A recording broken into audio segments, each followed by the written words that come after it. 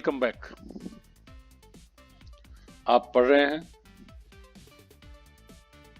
Egoist. Egoist के session में हमने पढ़ा पाल, फिर हमने पढ़ा पाल और पाल से रिलेटेड वर्ड्स डेथ, और डेथ से संबंधित वर्ड्स हम पढ़ रहे हैं। और आज हम कोशिश करेंगे कि डेथ से संबंधित वर्ड्स को सम अप कर दें। देखो, जब कोई मर जाता है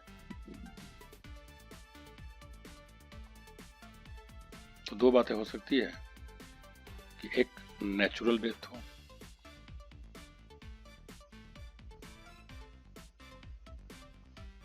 स्वाभाविक मौत, और दूसरा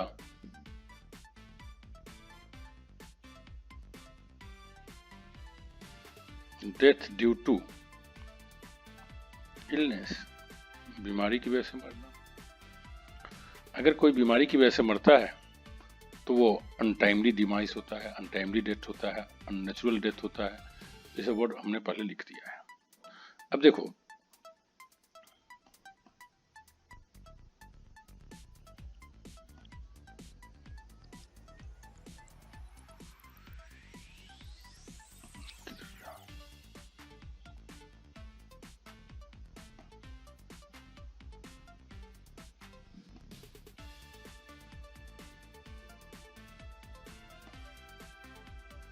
ओके, तो अगर डेथ कोई मर रहा है, बीमार है, तो ये हो सकता है कि हॉस्पिटल में डेथ हो, एक्सीडेंट हो, तो अगर कोई मर गया वो एक्सीडेंटल डेथ हो सकता है, किसी दुर्घटना की वजह से मौत हो जाए। तो जब किसी व्यक्ति की दुर्घटना की वजह से या कोई अननेचुरल डेथ होती है तो जनरली आप हॉस्पिटल ले आते हैं, और हॉस्पिटल में किसी की मौत हो आती है तो क्या करते हैं, डेड बॉडी को कहाँ लेकर जाते हैं, मॉर्चरी में। मॉर्चरी, मुर्दाघर, मुर्दाघर में रख देते हैं, ठीक है। और जनरली खास करके कोई एक्सीडेंट वाला केस हो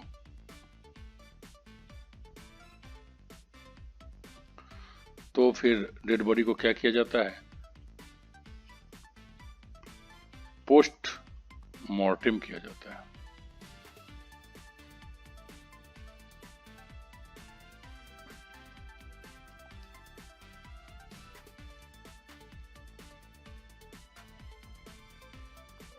पोस्ट मॉर्टम किया जाता है, इसको बोलते हैं अंतिम शव परीक्षण।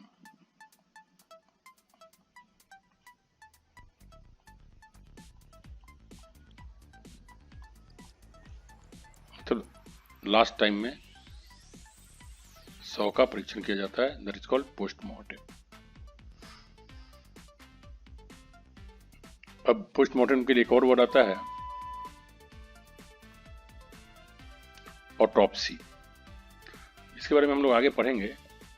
इसमें ऑटो प्लस ऑप्सिस से बना हुआ है। ऑटो मीन्स सेल्फ और ऑप्सिस का मतलब होता है टू सी, मतलब खुद से देख करके बॉडी को जांच करना कहलाता है autopsy. By the way, auto और ऑप्सिस से रिलेटेड बहुत सारे वर्ड्स हम आगे पढ़ने वाले हैं, तो डिटेल्स में उसके बारे में हम आगे बात करेंगे। फिलहाल आप इतना समझ लीजिए, पोस्टमार्टम का साइनो है ऑटोप्सी। ऑटोप्सी कर लीजिए या पोस्टमार्टम कर लीजिए, दोनों एक ही मीनिंग देता है। अब देखते हैं कि कोई मर गया तो चाहे वो हॉस्पिटल में डेथ हो या पोस्टमार्टम करवाना हो या कुछ भी हो, दो तरह की बातें हो सकती है। एक कॉमन बात है कि दोनों फ्यूनरल करना पड़ेगा, फ्यूनरल राइट्स या फ्यूनरल सेरेमनी।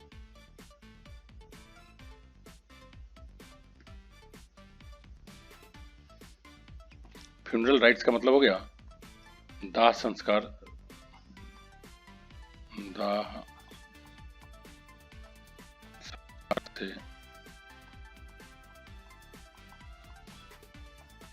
संबंधित समारोह। इस राइट से रिचुअल्स भी बन जाता है और इसका भी मतलब होता है समारोह। फ्यूनरल राइट्स भी कह सकते हैं या इसको फ्यूनरल सेरेमोनी भी कहते हैं।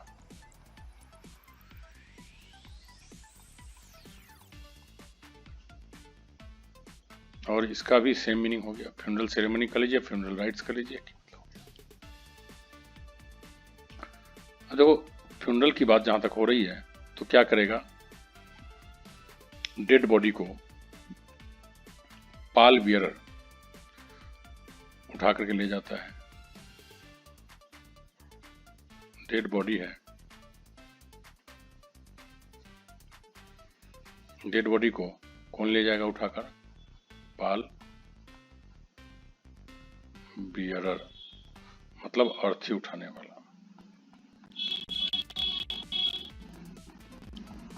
अब अर्थी उठाने वाला ले जाएगा, दो बातें हो सकती है, या तो हिंदू है या मुस्लिम, जबकि क्रिश्चियन में भी ऑलमोस्ट मुस्लिम जैसा ही होता है। तो मोटे तौर पे हिंदू और मुस्लिम को ले लेते हैं।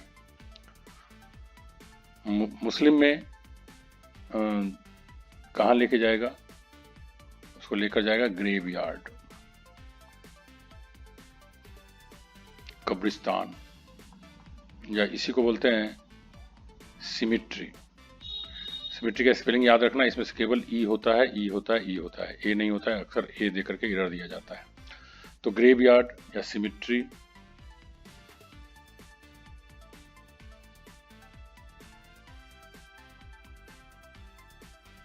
या ब्यूरियल ग्राउंड, मतलब देखो ब्यूरियल बना हुआ है ब्यूरी से, ब्यूरी मतलब क्या होता है? गारना, दफनाना। तो ब्यूरियल ग्राउंड मतलब क्या हो गया? दफनाने की जगह।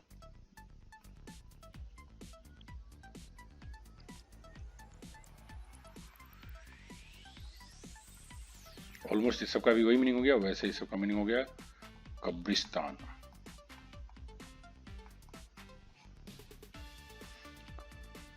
अब देखो हिंदू क्या करते हैं, हिंदू ले आते हैं जहां, उसको कहते हैं क्रिएमेटोरियम। हिंदू जहां जलाने के लिए आते हैं, ठीक है, उसको कहते हैं क्रिएमेटोरियम। इसको ये भी कह सकते हैं क्रिएमेशन ग्राउंड। तो क्रिएमेशन मतलब क्या हो गया? दाह संस्कार, खास करके जला करके जो बॉडी को जो दाह संस्कार किया जाता है उसको कहते हैं क्रिएमेशन। तो क्रिएमेशन ग्राउंड ये हो गया, दाह संस्कार वाली जगह जो होती है उसको बोलते हैं। और जो इंडिया में जो पॉपुलर वर्ड है वो है बर्निंग घाट, ये हिंदी वाला वर्ड है घाट। तो बर्निंग घाट भी इसको हम कहते हैं। और वहाँ क्या किया जाता है कि चीता बना दिया जाता है। चीता बोलते पायर, मीन्स चीता जलाने, चीता जलाया जाता है और फिर उसमें डेड बॉडी को जला दिया जाता है। जबकि मुस्लिम्स में क्या किया जाता है? उसको ब्यूरी किया जाता है, दफना दिया जाता है। ठीक है, अब क्या है, मुस्लिम लोग और Christian, among Muslim and Christian, this is very common, और particularly it's common in Christian। वो क्या करते हैं, दफनाने के बाद यहाँ पे एक पत्थर का, ईसाई लोग जीसस के आकार के या ऐसे लंबा भी लाते हैं, ठीक है। तो ये मकबरा बना देते हैं, पहले क्या करते हैं, मकबरा बना देते हैं, मकबरा। और मकबरा पे बहुत लोग टॉम्ब स्टोन लगा देते हैं। क्या कर देते हैं, टॉम्ब स्टोन लगा देते हैं। मतलब उस पर टॉम्ब मतलब मकबरा और उस पर स्टोन मतलब पत्थर। उस मकबरे पे क्या करते हैं, इस तरह से पत्थर खड़ा कर देते हैं और उस पत्थर पे लिखवा देते हैं। क्या लिखवा देते हैं, वो लिखवाना, खोद करके पत्थर पे कैसे लिखाएगा, इंस्क्राइब करेगा, पत्थर पे इंस्क्राइब, जिसे नाउन बन जाता है इंस्क्रिप्शन।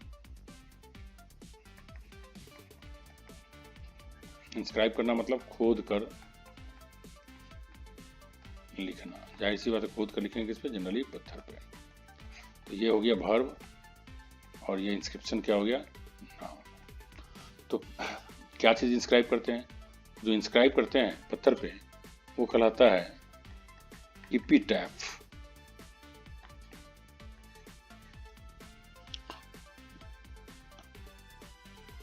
एपिटैफ क्या होता है कि किसी की याद में पत्थर पे कुछ लिख देना।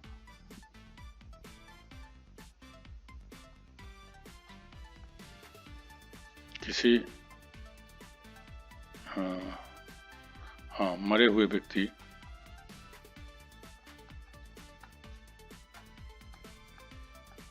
के याद में लिखना। देखो ये पत्थर पे एपिटैफ कर दिया जाता है, इंस्क्राइब करके पत्थर पे लिख दिया जाता है। तो अब देखो लिखने का तरीका अलग अलग है, अलग अलग जगहों पे अलग अलग काम करता है। पत्थर पे लिख दिया तो क्या कहा, एपिटैफ, ठीक है। और इसी में कुछ लोग ऐसे होते हैं जो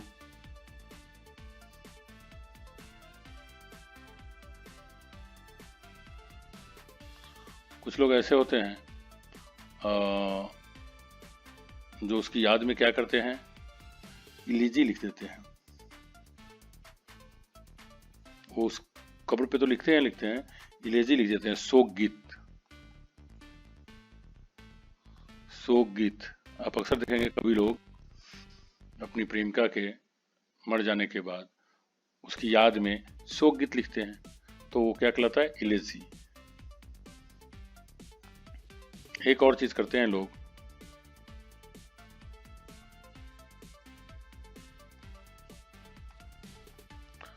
कॉमेमोरेशन। तो कॉमेमोरेशन मतलब दोनों सेंस में, पॉजिटिव और नेगेटिव दोनों सेंस में यूज किया जाता है। जैसे कोई मर जाता है तो बरसी मनाते हैं, तो कहते हैं बरसी, तो बरसी मनाते हैं, ये भी कॉमेमोरेशन हुआ। और सालगिरह, किसी अच्छे सेंस में भी सालगिरह मनाते हैं, वो भी कॉमेमोरेशन हुआ। तो हालांकि कॉमेमोरेशन बरसी के लिए ज़्यादा यूज़ किया जाता है, सालगिरह वगैरह के लिए सेरेमनी जनरली यूज़ किया जाता है, वर्षगांठ कहते हैं हम लोग।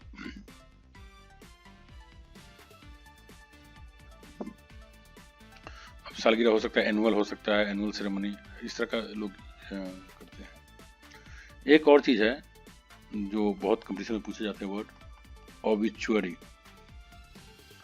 ऑबिट्यूअरी, लेकिन बोला जाता है क्या, ऑबिचुअरी।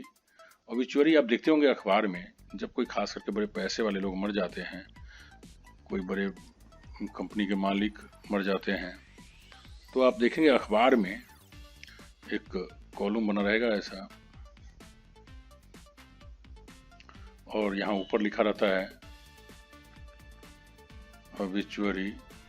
जनरली उस व्यक्ति का फोटो रहता है और कब से कब तक, जन्म कब हुआ, मृत्यु कब हुई, ये लिखा रहता है, और इनके बारे में कुछ बातें लिखी रहती है। तो ये कहलाता है ऑबिचुअरी, जिसको हम बोल सकते हैं शोक संदेश। हिंदी में भी लिखा रहता है ऊपर शोक संदेश, और ये लिखा रहता है, इंग्लिश में जनरली इस तरह से लिखते हैं, शोक संदेश करके भी ऐसे लिखा रहता है। तो हम ये नोटिस कर रहे हैं कि ये इस तरह की चीज़ें हम लोग यूज़ करते हैं जब कोई किसी की मौत हो जाती है, तो इस तरह की सिचुएशंस बनते हैं, और ऐसे सिचुएशंस में हम लोग इन शब्दों का इस्तेमाल करते हैं। तो आई होप कि ये शब्द आपको मालूम होने चाहिए। और मैं बता दूं कि इन शब्दों से बहुत सारे वन वर्ड सब्स्टिट्यूशन बनेंगे, और आपको खुद बनाने आना चाहिए। जैसे ऑबिचुअरी, अब इसी का क्या आएगा, the death news, the information of death given in the newspaper, ये आपका वन वर्ड सब्स्टिट्यूशन हो सकता है। Epitaph, something written on the tombstone of dead person, ये हो सकता है। इसके बाद हमने ये commemoration, to celebrate something in somebody's remembrance, ये कॉमेमोरेशन हो जाएगा। Elegy, to write a mournful song in the remembrance of somebody, elegy हो जाएगा। तो ये जितने भी वर्ड्स आज मैंने पढ़ाए हैं ये सब के सब वन वर्ड सब्स्टिट्यूशन में काफ़ी फिट बैठता है और आपसे अक्सर पूछे जाएंगे। इंस्क्रिप्शन, टॉम्ब स्टोन, टॉम्ब, ये सब के सब आने वाले वर्ड्स हैं और आई होप कि आप इसको कंप्लीट कर लेंगे। The burial place of Muslim, ये पूछ सकता है। The burning Ghat of Hindus is called, ये पूछ सकता है। इसलिए तो ये सारे वर्ड सबको याद होने चाहिए डेथ के साथ। और मैं अब एट लास्ट कुछ फ्रेजेस लिख देता हूं मैं जो आपको मालूम ही होनी चाहिए। डेथ कीप्स नो कैलेंडर, ये स्पेलिंग याद रखना। कैलेंडर में अक्सर ई दे करके एरर दिया जाता है, बहुत बार अभी तक पूछा जा चुका है। आपको स्पेलिंग याद रख लेना है, कैलेंडर का स्पेलिंग याद कर लेना है। डेथ कीप्स नो कैलेंडर मतलब मौत की कोई तारीख मुकर्रर नहीं होती है। मौत की कोई दिन तारीख निश्चित नहीं होती है।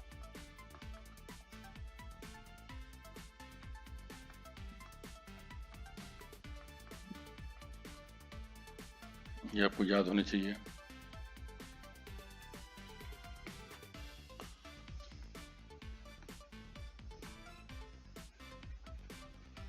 डेथ पेज ऑल डेब्ट्स, मरने के साथ ही व्यक्ति का कर्जा उतर जाता है। मतलब कितना भी कोई कर्ज लिया हो, उसकी मौत हो जाए तो सारा कर्ज उतर गया। तो death page all debts, debts means क्या होता है? कर्ज। तो आप ऐसे बना करके अपने आप से लिख लेंगे, मरने के साथ ही व्यक्ति का कर्ज उतर जाता है। डेथ टेक्स नो ब्राइब, देखो ब्राइब क्या होता है? रिश्वत, घूस। तो क्या मौत रिश्वत लेकर के छोड़ देगा किसको? नहीं ना। तो मौत कोई घूस नहीं लेती है, मौत कोई रिश्वत नहीं लेती है। मतलब मौत आई है तो वो उसको मरना ही पड़ेगा।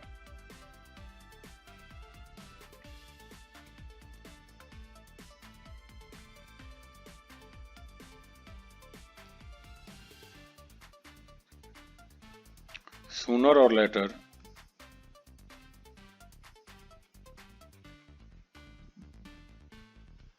everybody has to join the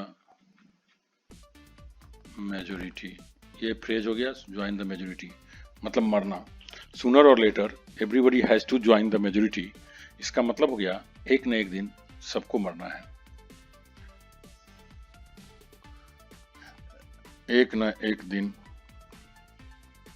या इसके जगह ये भी कर सकते हैं आज न कल।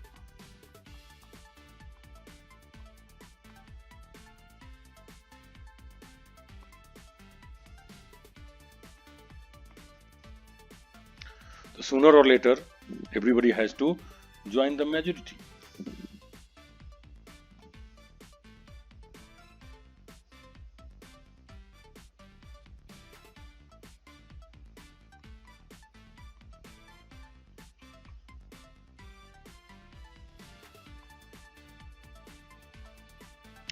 Six feet of earth makes us all equal। मतलब क्या हुआ? मरने के बाद जनरली लोगों को 6 फीट नीचे गाड़ा जाता है। तो यही कहावत, इटालियन कहावत है ये, कि 6 फीट धरती के अंदर जाने के बाद सब समान होता है, मरने के बाद सब समान होता है। कोई अमीर नहीं, कोई गरीब नहीं, कोई किसी जात का नहीं, उसे कोई फर्क नहीं पड़ता है। तो 6 फीट, 6 फीट अंदर जाएंगे जमीन के जिस दिन, उस दिन सब समान हो जाएगा।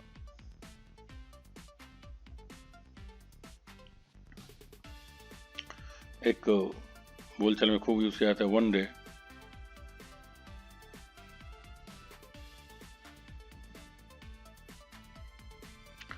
you will die a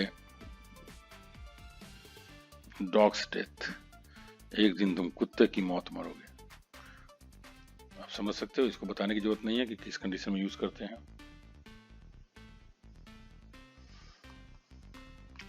he is at his deaths door, वो मौत के दरवाजे पे खड़ा है। इसके यहाँ पे डेथ्स बेड भी कहते हैं, मौत के बिस्तर पे है। तो इस तरह के कुछ फ्रेजेज हैं जो आपको याद होने चाहिए। और अब इस तरह से आप आज ईगोइस्ट समाप्त कर लिए। ईगोइस्ट व्यक्ति किस तरह का होता है आपको बहुत बढ़िया समझ में आ गया होगा।